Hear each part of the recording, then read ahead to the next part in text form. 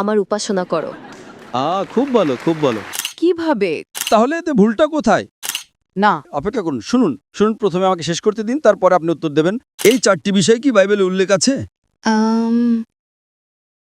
যখন তিনি স্বর্গে আরোহণ করলেন তখন পবিত্র আত্মায় আমি এটা সহ্য করব না। আপনি নিজের কথা বসিয়ে দিচ্ছেন। আমরা তাদেরকে তিনি ব্যক্তিবাচক তিনি হিসেবে উল্লেখ করি। তিনি একজন মানুষ।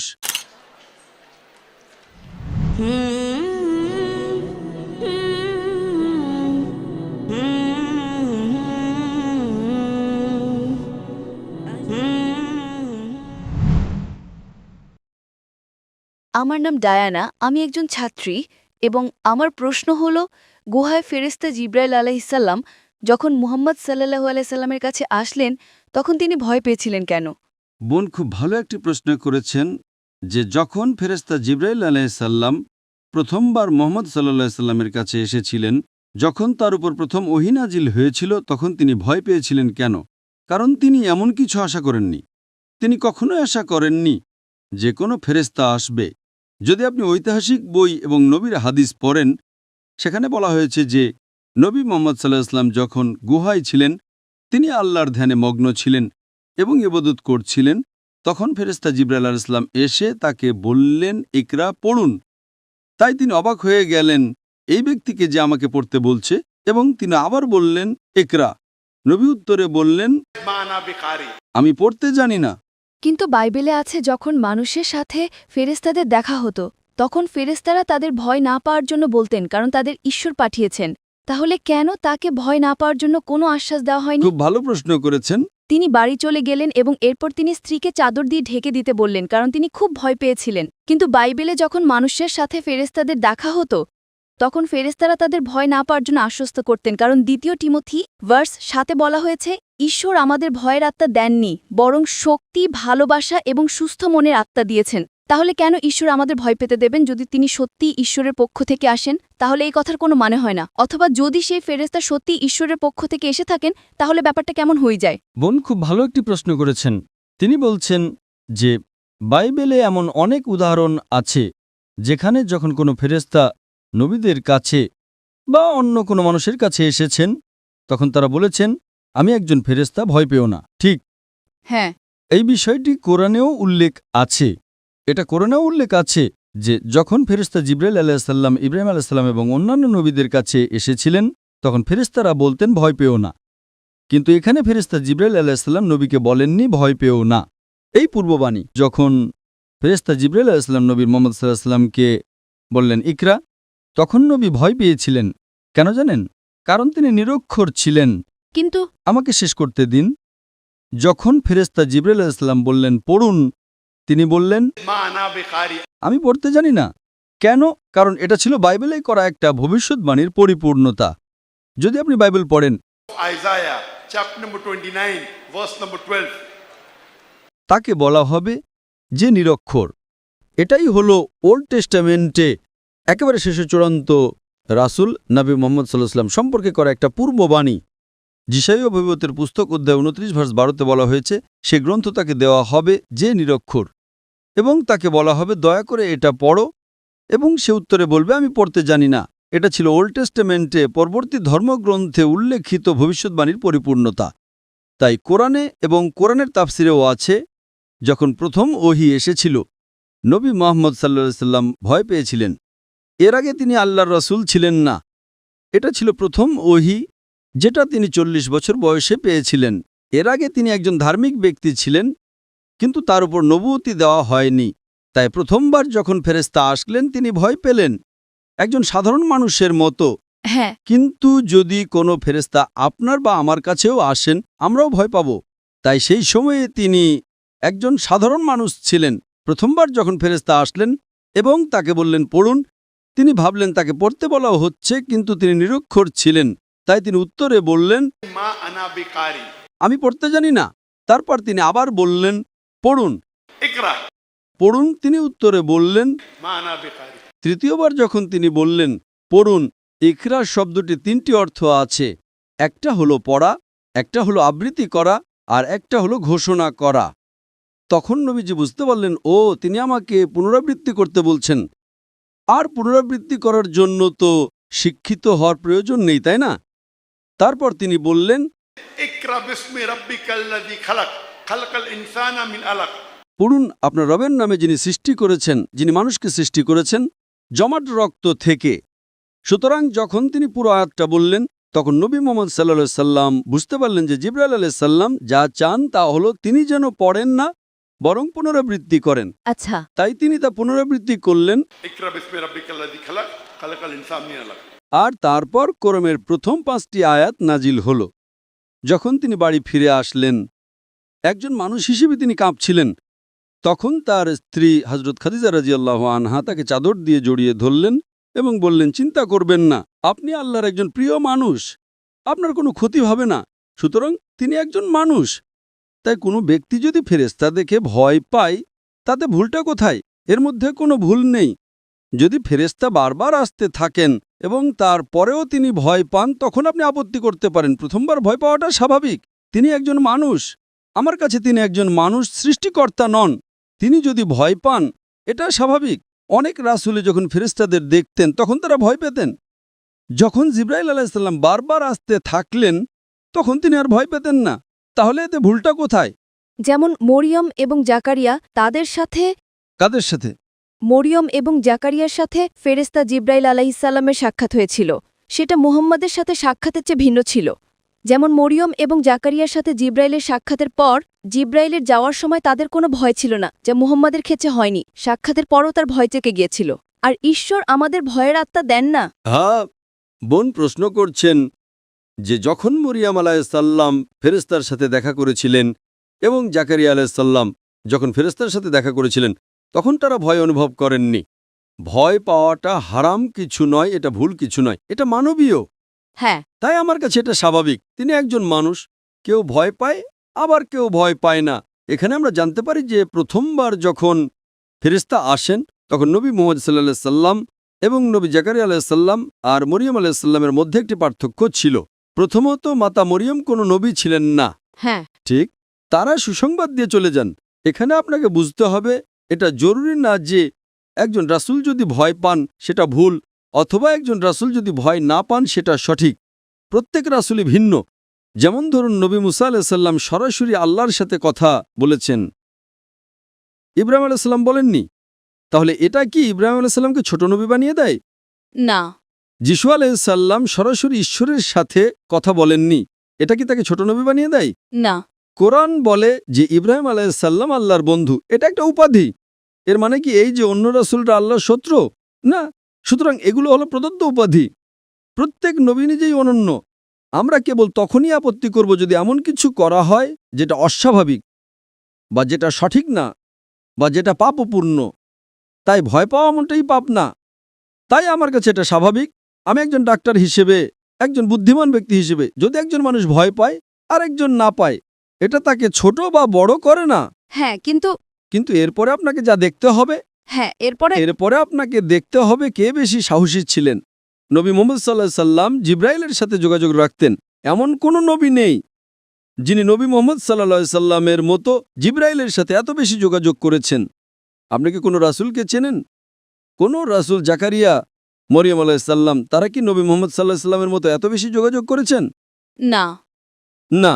সুতরাং এই যোগাযোগ আল্লাহর উপরে নির্ভর করে। তাই যদি দেখেন, জিবরাইল আলাইহিস সালামকে সর্বশক্তিমান আল্লাহ বিশেষভাবে নবী মুহাম্মদ সাল্লাল্লাহু আলাইহি সাল্লামের কাছে ওহী পৌঁছে দেওয়ার জন্য বেছে নিয়েছিলেন।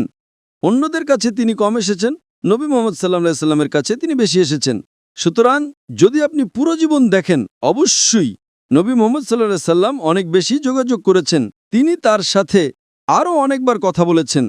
যদি আপনি হাদিস দেখেন, অন্য যে কোনো রাসূলের চেয়ে বহুগুণ বেশি। কেন? কারণ তিনি ছিলেন সর্বশেষ এবং চূড়ান্ত রাসূল। সুতরাং প্রথমবার যদি কোনো রাসূল একজন ফেরেশতাকে দেখে ভয় পান, এটা স্বাভাবিক। তিনি একজন মানুষ, এতে ভুল নেই। আপনি কেন আপত্তি করছেন? ভুলটা কোথায়? এটা পাপ না। না, এটা পাপ নয়, কিন্তু সাক্ষাতের পর আপনার সেই চরম ভয় থাকা উচিত নয় যদি তা ঈশ্বরের কাছ থেকে হয়। যদি আপনার ঈশ্বরের সাথে সাক্ষাৎ হয়, আপনাকে আশ্বস্ত করতে হবে যে ভয় পেও না। এতে কোনো সমস্যাই নেই, কারণ এটি প্রমাণ করে যে নবী মুহাম্মদ সাল্লাল্লাহু আলাইহি ওয়াসাল্লাম একজন মানুষ ছিলেন। মানুষের ভাবা উচিত না যে তিনি ঈশ্বর। আমি বলছি, নয়তো খ্রিস্টানদের মতো মানুষ ভাবতে শুরু করবে যে নবী মোহাম্মদ সাল্লাল্লাহু আলাইহি ওয়াসাল্লাম ঈশ্বর। আমি মনে করি এটা ভালো। তাই যদি একজন মানুষ ভয় পায় এবং তারপর বিশ্বাস করে, এতে কোনো সমস্যা নেই। তিনি আপনার এবং আমার মতো একজন মানুষ, সুতরাং সকল নবী মানুষ ছিলেন। তাই আপনি যে শর্ত দিচ্ছেন যে তার ভয় পাওয়া উচিত নয়, সেটা আপনার শর্ত, এটা ঈশ্বরের শর্ত নয়। আপনি কি বুঝতে পারছেন? তাই আমার কাছে যদি কোনো মানুষ ঈশ্বর হন, ঈশ্বর ভয় পেতে পারেন না, সুতরাং এটি প্রমাণ করে যে তিনি ঈশ্বর নন। আর এ কারণে আমাদের কালেমাতে আশহাদু আল্লা ইলাহা ইল্লাল্লাহ ওয়া আশহাদু আন্না মুহাম্মাদান আবদুহু ওয়া রাসূলুহু, তখন আমরা বলি যে তিনি আল্লাহর বান্দা। তাই এই সমস্ত কাজ প্রমাণ করে যে তিনি একজন মানুষ। আমি মনে করি এটা একটা চমৎকার উদাহরণ যে ঈশ্বরের সকল রাসূল মানুষ ছিলেন, তারা ঈশ্বর ছিলেন না। নয়তো অনেক খ্রিস্টানের মতো তারা ভুলভাবে ঈশ্বরকে, দুঃখিত, যিশুকে ঈশ্বর বলে ডাকে। বোন, আপনি কি বিশ্বাস করেন যে যিশু ঈশ্বর? হ্যাঁ। আপনি কি বাইবেলের কোথাও থেকে একটাও প্রমাণ দেখাতে পারবেন যেখানে যিশু খ্রিস্ট আলাইহিস সালাম নিজেই বলেছেন যে আমি ঈশ্বর, অথবা যেখানে তিনি বলেছেন আমার উপাসনা করো? না, এমন কোনো সরাসরি অনুচ্ছেদ নেই যেখানে তিনি বলেছেন যে আমি ঈশ্বর, আমার উপাসনা করো। এমন কোনো সরাসরি অনুচ্ছেদ নেই। আমি শুনতে পাচ্ছি না বোন। এমন কোনো সরাসরি শ্লোক নেই যেখানে যিশু বলেছেন আমি ঈশ্বর, আমার উপাসনা করো। খুব ভালো, খুব ভালো, কিন্তু তিনি নিজেকে খুব ভালো। তার মানে বোন স্বীকার করেছেন যে বাইবেলের কোথাও এমন একটি উক্তি নেই যেখানে যীশুখ্রিস্ট আলাইহিস সালাম নিজেই বলেছেন আমি ঈশ্বর, তবুও আপনি তার উপাসনা করেন। সরাসরি এমন কিছু নেই। তার মানে আপনি যিশু আলাইহিস সালামকে অনুসরণ করছেন না। যিশু আলাইহিস সালাম বলেছেন আমি নিজে থেকে কিছুই করতে পারি না, আমি যেমন শুনি তেমন বিচার করি, এবং আমার বিচার ন্যায়, কারণ আমি আমার ইচ্ছা খুঁজি না, বরং আমার পিতার ইচ্ছা খুঁজি। সেই তরুণ ছেলেটি যে বক্তব্য দিয়েছিল ঠিক একই, কিন্তু সে বুঝতে পারেনি, তার সমস্যা ছিল, জানেন তো।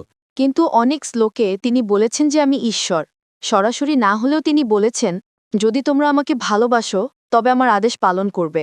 বোন, আপনাকে সকল রাসূলের আদেশ পালন করতে হবে, শুধু যিশুর, ঈসা আলাইহিস সালামের কেন? ইব্রাহিম আলাইহিস সালাম, মুসা আলাইহিস সালামের কি তাদের অনুসরণ করতে হবে না? ইব্রাহিম আলাইহিস সালাম কি ঈশ্বরের রাসূল ছিলেন না? মুসা আলাইহিস সালাম কি ঈশ্বরের নবী ছিলেন না? তিনি ছিলেন। তাহলে কি আপনাকে আদেশ পালন করতে হবে না? হ্যাঁ। তাহলে পার্থক্যটা কোথায়? যিশু আলাইহিস সালামও একজন রাসূল ছিলেন, আমরা তাকে ভালোবাসি, আমরা তাকে সম্মান করি, কিন্তু আমরা তার উপাসনা করি না। আমি তার উপাসনা করি। আপনি কেন তার উপাসনা করেন? আরেকটি প্রশ্ন, ইসলামে আপনারা যখন নামাজ পড়েন তখন কেন একটি নির্দিষ্ট দিকে মুখ করতে হয় এবং আরবিতে প্রার্থনা করতে হয়? আর আরবি কেন মূল ভাষা? বোন, যদি আমি আপনার প্রশ্নটি ঠিকমতো শুনে থাকি, আপনি বলেছেন যে আপনারা যখন নামাজ পড়েন তখন একটি নির্দিষ্ট দিকে ফিরে নামাজ পড়েন। হ্যাঁ। আমরা কেন সেদিকে ফিরে নামাজ পড়ি, এটাই কি আপনার প্রশ্ন? হ্যাঁ।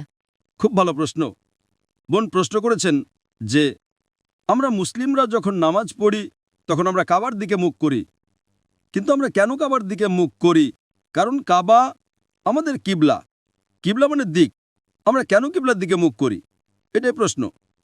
কারণ আমরা ইসলামে একতায় বিশ্বাস করি, আমরা ভাগে বিশ্বাস করি না। তাই ধরুন আজকে আমরা সবাই এই তাঁবুতে নামাজ পড়তে চাই, তাহলে আমরা কোন দিকে ফিরে নামাজ পড়ব? পূর্ব, পশ্চিম, উত্তর নাকি দক্ষিণ? আপনি বলবেন পশ্চিম, ও বলবে পূর্ব, আরেকজন বলবে উত্তর। এখন আমরা কোন দিকে ফিরে নামাজ পড়ব? বিভিন্ন দিক। তাই ঐক্যের জন্য আল্লাহ বলেছেন যখন তোমরা নামাজ পড়বে তখন কাবার দিকে মুখ করবে। এটি কোরআনের সূরা বাকারার 2 নম্বর অধ্যায়ের একটি আয়াত। তাই আমরা ঐক্যের জন্য কাবার দিকে মুখ করি। এর মানে এই নয় যে আমরা কাবার ইবাদত করি। কিছু মানুষ ভাবতে পারে যে আমরা কাবার ইবাদত করি। কোনো মুসলিম কখনো কাবার ইবাদত করে না। আপনি কি বুঝতে পারছেন? জি। কাবা হলো কিবলা। কিবলা মানে দিক। আমরা ঐক্যে বিশ্বাস করি। যখন হজের জন্য মক্কায় যাই তখন কাবার চারপাশে তাওয়াফ করি, কারণ প্রতিটি বৃত্তের একটি কেন্দ্র থাকে। এটা প্রমাণ করার জন্য যে আল্লাহ এক। এবং ইসলামের দ্বিতীয় খলিফা মানে হযরত ওমর রাদিয়াল্লাহু আনহু, তিনি এই কালো পাথর বা হাজরে আসওয়াদের দিকে ইঙ্গিত করে বলেছিলেন যে এই কালো পাথর আমার কোনো উপকার করতে পারে না, ক্ষতিও করতে পারে না। আমি এই কালো পাথরকে চুম্বন করছি শুধুমাত্র কারণ আমার নবী এটাকে চুম্বন করেছিলেন, নয়তো এই পাথর আমার কোনো উপকার বা ক্ষতি করতে পারে না। এটি প্রমাণ করে যে কোনো মুসলিম কখনো পাথরের ইবাদত করে না। এছাড়াও নবীর সময় নবীর অনেক সাহাবী কাবার উপরে দাঁড়িয়ে আজান দিতেন। তারা কাবার উপরে দাঁড়িয়ে আজান দিতেন। কোনো মূর্তি পূজক কি কখনো কাবার উপরে দাঁড়াবে যেই মূর্তির সে পূজা করে? আমি আপনাকে একটা প্রশ্ন করছি, কোনো মূর্তি পূজক কি সেই মূর্তির উপরে দাঁড়াবে যার সে পূজা করে? না। সুতরাং এটি প্রমাণ করে যে আমরা মুসলিমরা কাবার ইবাদত করি না, আমরা হাজরে আসাদের ইবাদত করি না। এটা শুধু একটা কিবলা। আমরা ঐক্যে বিশ্বাস করি। অন্যথায় বিশৃঙ্খলা সৃষ্টি হবে। আপনি বলবেন পূর্বে নামাজ পড়ো, ও বলবে পশ্চিমে, কেউ বলবে উত্তরে, কেউ বলবে দক্ষিণে।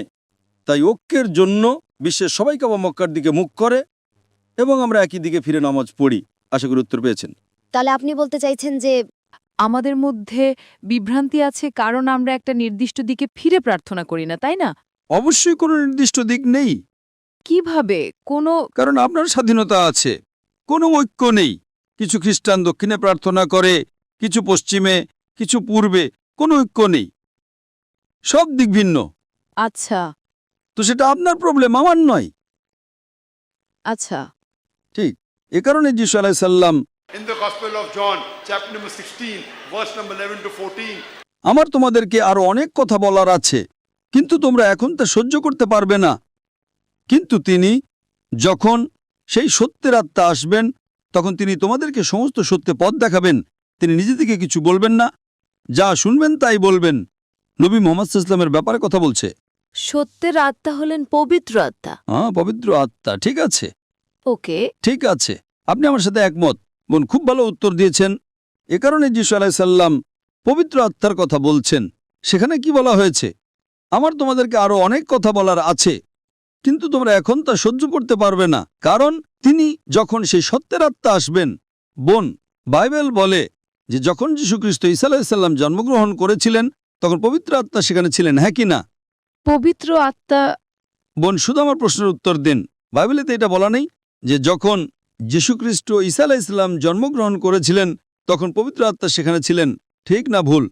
হ্যাঁ, ভিতরে। তাহলে এখানে ভবিষ্যদ্বাণী বলছে আমার তোমাদেরকে আরো অনেক কথা বলার আছে, কিন্তু তোমরা এখন তা সহ্য করতে পারবে না। কিভাবে? শুনুন, তিনি প্রথমত একজন মানুষের ব্যাপারে বলা হচ্ছে, কোন আত্মা সম্পর্কে নয়। না। অপেক্ষা করুন, শুনুন শুনুন, প্রথমে আমাকে শেষ করতে দিন, তারপরে আপনি উত্তর দেবেন।